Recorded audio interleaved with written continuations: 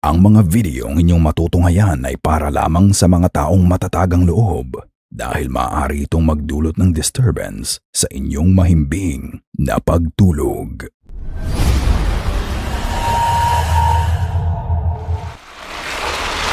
Pool Jump. Sa videong ito ng mag-ama, nasa private villa sila kasama ang buong pamilya para maglibang at mag-relax. Hindi din mawawala ang paglublob sa swimming pool para labanan ang init ng araw na yun. Nagve-video lang ang mag-ama sa kanilang ginagawang activities, ngunit sa pagtalon ng bata sa swimming pool, may iba na palang makikisama sa kanya. Panoorin.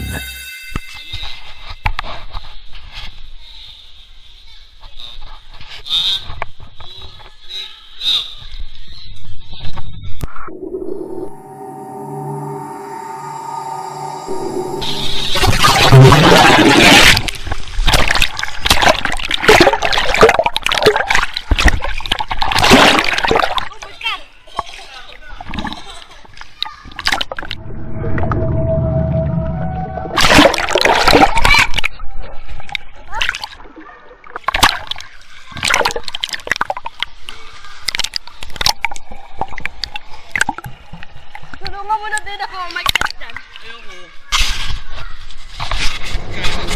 Paglundag ng bata sa pool, bigla na lang lumabas ang isang pares ng kamay ang humawak sa katawan niya at tila itinulak siya. Iisipin mong kasamahan lang nila ang may gawa nito sa simula, ngunit nang ipakita ng bata ang paligid niya, makikita mong wala siyang ibang kasama sa gawin ng pool kung nasaan siya at lahat ng mga kasama nila ay nasa kabilang dulo. Makikita mo din habang lumalangoy siya ay naipakita din niya ang ilalim ng pool.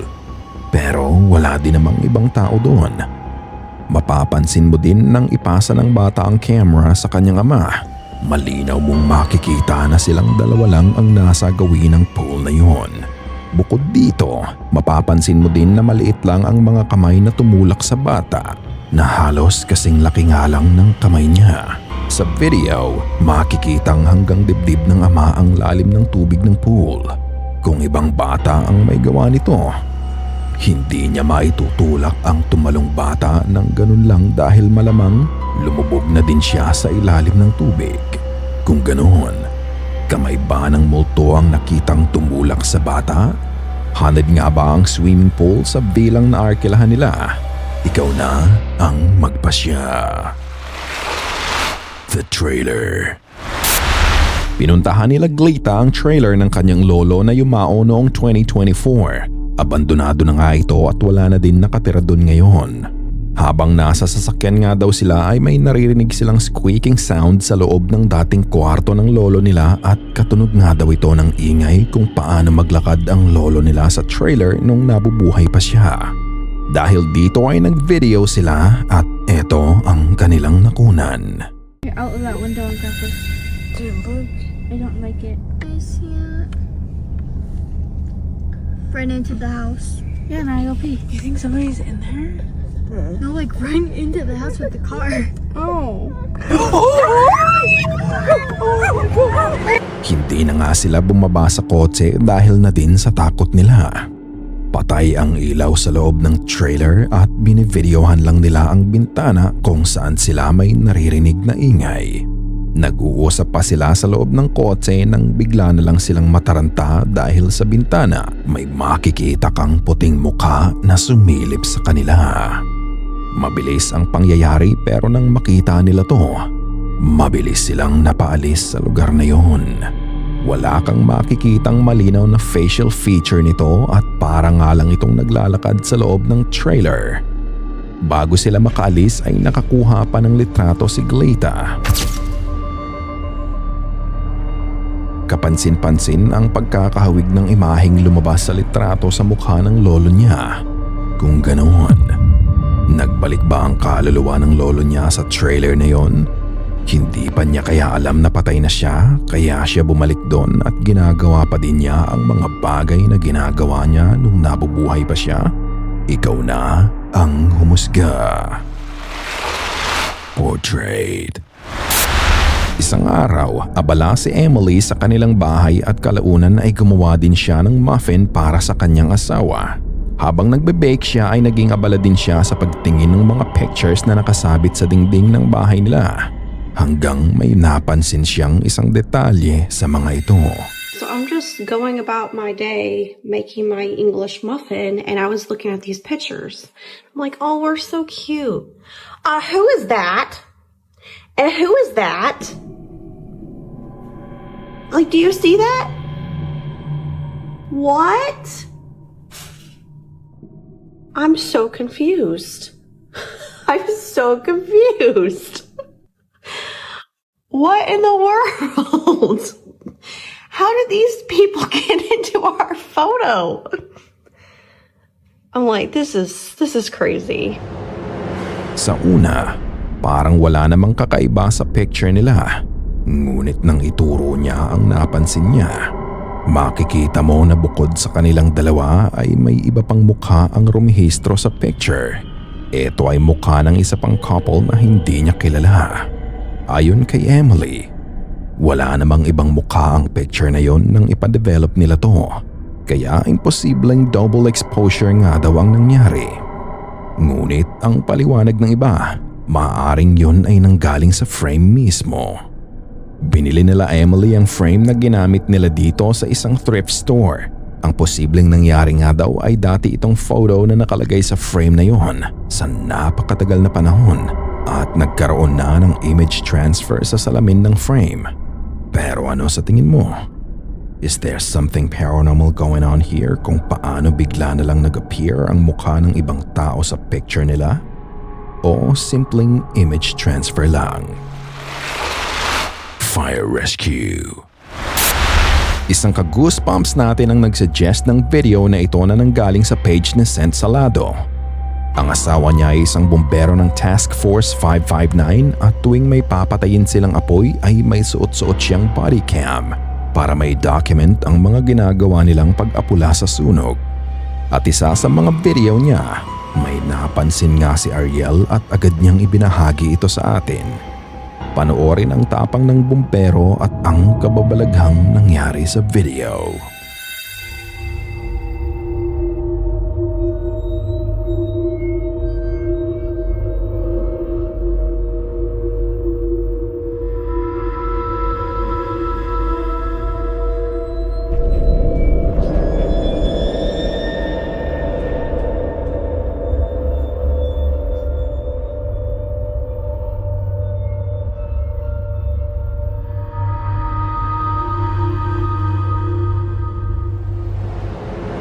Nang makarating ang bumbero sa sunog ay mabilis siyang umaksyon para patayin ang sunog. Ngunit pansinin ang pinto ng bahay sa harapan niya. Sa simula ay makikita mong nakasara ito at bigla na lang itong bumukas ng mag-isa. Makikita mong nasusunog na din ang ikalawang palapag ng bahay at hindi na nga nagtagal. Bigla na lang din itong nagsara. Wala kang makikitang tao sa likod ng pinto o lumabas sa bahay nang mangyari to. Kung ganon, may espiritu kayang nanghihingi din ng tulong sa bombero para unahing patayin ang sunog sa bahay na yon? O maaaring air pressure lang to dahil sa malakas na apoy ng gusali? Kung ano man ang dahilan nito, maging espiritu man o air pressure, ang mahalaga ay ligtas nilang napatay ang sunog noon. At gusto ko lang sabihin na saludo ako sa mga kabayanihan ng ating mga bombero dahil sa katapangang ipinapakita nila. The Unknown. Isa pang video ang ipinadala sa atin ng isa pa nating ka-goosebumps ang mapapanood ninyo. Ayon kay Rovi Cansado, ito ay kuha ng CCTV sa likuran ng bahay nila bandang 1:00 o 2:00 ng madaling araw. Dating araw may nuno sa punso doon at madalas din daw may magpakitang duwende at white lady sa lugar nila.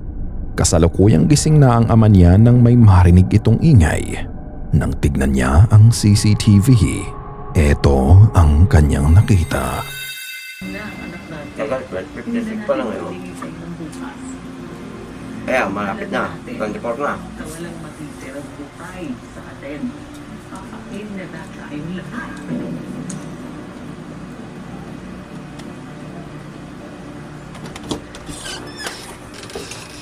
Ayan, tingnan mo. Basta mag-react na yung ato, alam niyo na. Asan? Ayan o, tingnan mo. Ayan na o. Si Papa yan. Ayun o, gumalaw o. Ayan, may dudungaw ah. Ayun o. Ang liit ng kamay eh. Paano mag- Matapos na mag-react ng aso sa ingay, makikita mo sa likod ng nakasabit na balde ang pagdaan ng isang ilaw. Para nga itong lumundag pataas. Matapos nun ay may makikita ka ding sumilip sa pwesto na yon. Hindi man malinaw kung ano ito, pero hindi mo maikakaila na meron talagang something doon. Makikita mo pang patingin-tingin ang aso sa gawing yon.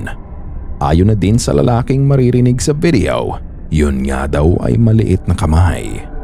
Ang ibig sabihin ba ay andon pa din ang duwende sa parte ng bahay nila na yon? Kahit ba wala na ang punso ay patuloy pa din ang paninirahan ng elemento doon? Hindi nga daw alam ni Rovi kung ano talaga ang imaheng nakita nila. Pero ano sa tingin nyo? Duwende o White Lady? She's watching. Sa videong ito ni Prince Leonard, late na siyang makauwi matapos nilang lumabas ng mga kaibigan niya. Pag-uwi niya, agad niya daw ikinandado ang gate at nilock ang pinto dahil mag-isa lang siya sa bahay. Naghanda na din siya para matulog, pero bago yun ay naglaro muna siya ng mobile game. Habang naglalaro nga daw siya ay naririnig niyang gumagalaw ng malakas ang upuan. At pagtingin niya sa pinto, malaking kilabot ang naramdaman niya.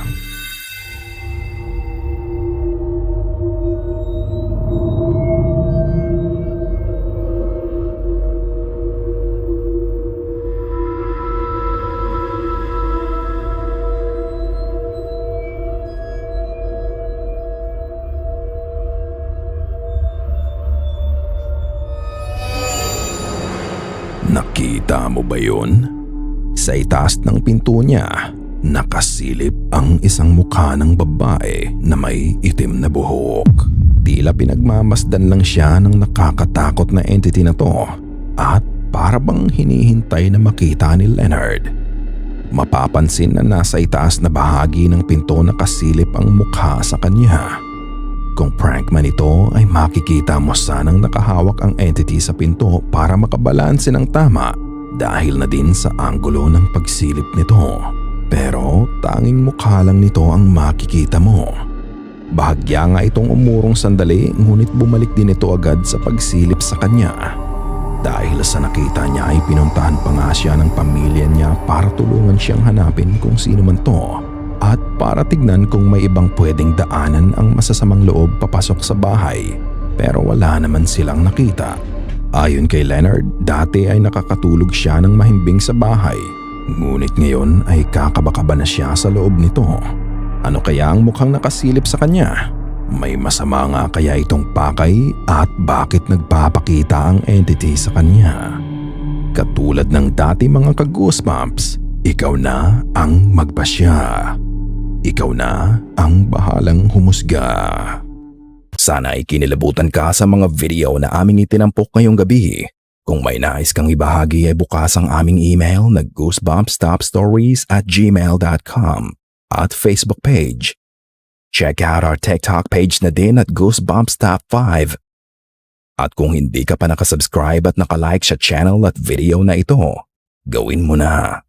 Kung nais mong walang nilalang na bumisita sa'yo mamayang gabi.